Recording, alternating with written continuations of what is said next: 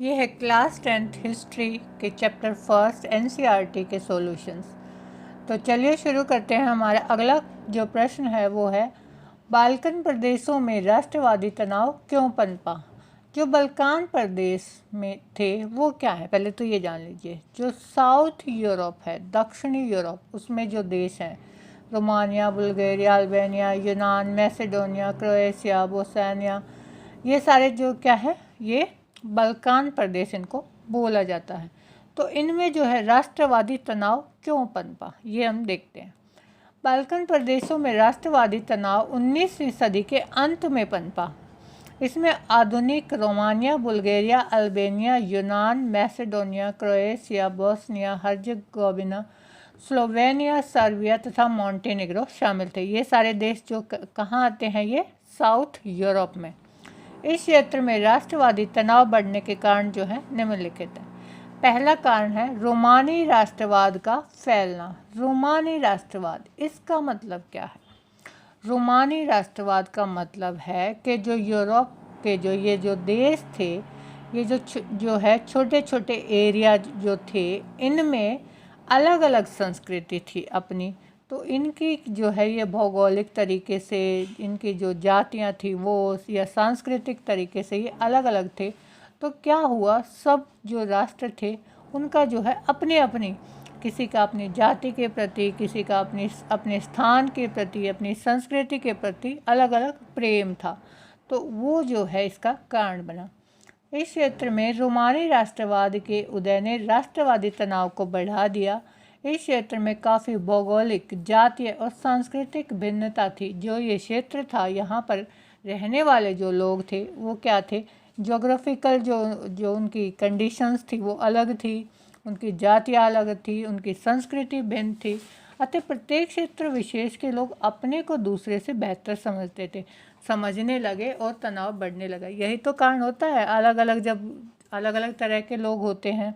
जैसे अगर हम अपने जो है लोकल लैंग्वेज में या जो देखें, तो अपने भारत का हम उदाहरण लेते हैं। तो जैसे हरियाणा और दिल्ली को हम देखें, दिल्ली के लोग जो है उनकी भाषा अलग है, हरियाणा के जो लोग हैं उनकी भाषा अलग है।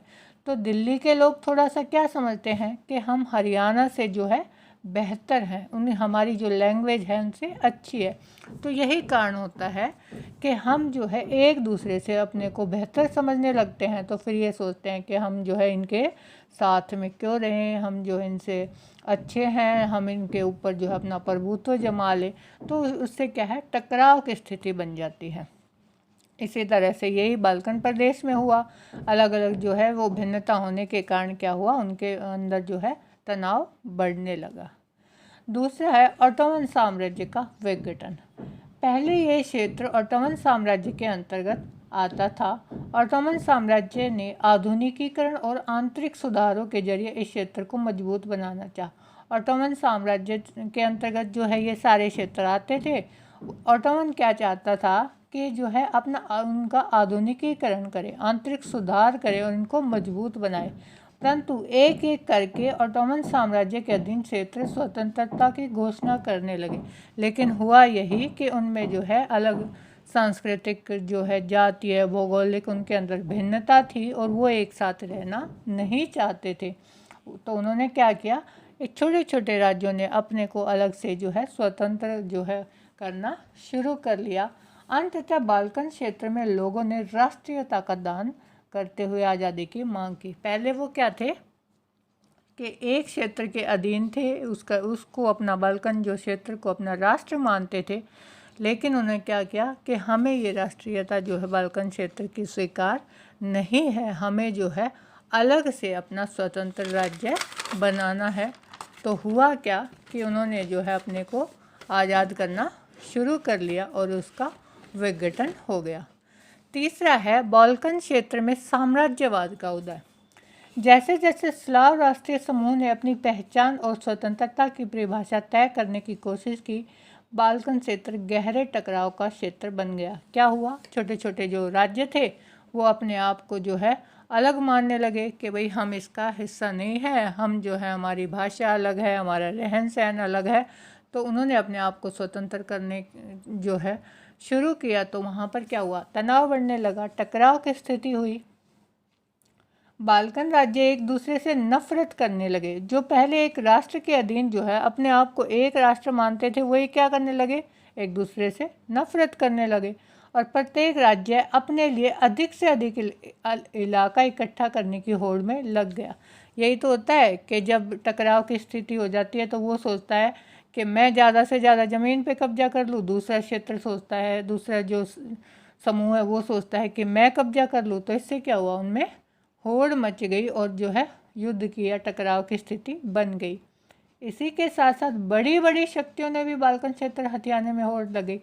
जब क्या हुआ, जब उनमें आपस में फूट पड़ गई तो जो बड़ी शक्तियां थी जैसे रूस, जर्मनी, इंग्लैंड, इन्होंने क्या सोचा कि हम इनका फ़ायदा उठा लें। वो भी जो है उसमें कूद पड़ी और जो है उनको हथियाने की होड़ लग गई। रूस, जर्मनी, इंग्लैंड, ऑस्ट्रो हंगरी की प्रत्येक ताकत बाल्कन क्षेत्र पर अपना प्रभुत्व बढ़ाना चाहती थी। अब इन्होंने सोचा कि इनमें आपस में तो टकराव बन ही गया है, ये तो बट गए हैं टुकड़ों में, तो हम इनके ऊपर अपना कब्जा जमा लें। और इसी के चलते अनेक युद्ध हुए। फिर क्या हुआ, जो है ये सारी शक्तियाँ आ गई तो आपस में युद्ध होने लगे और अंततः प्रथम विश्व युद्ध हुआ।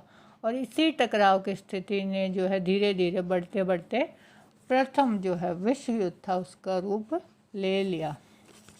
तो इस प्रकार से जो बाल्कन प्रदेश था उसमें जो है राष्ट्रवादी तनाव उभरने लगा। Thank you so much. आप मेरे चैनल को सब्सक्राइब कर लीजिए और आपको ये हैंड रिटन नोट्स अगर चाहिए तो मैंने डिस्क्रिप्शन में मेल आईडी दी है, आप वहाँ मुझे मेल कर सकते हैं, मैं आपको ये हैंड रिटन नोट्स प्रोवाइड करवा दूँगी। Thank you so much.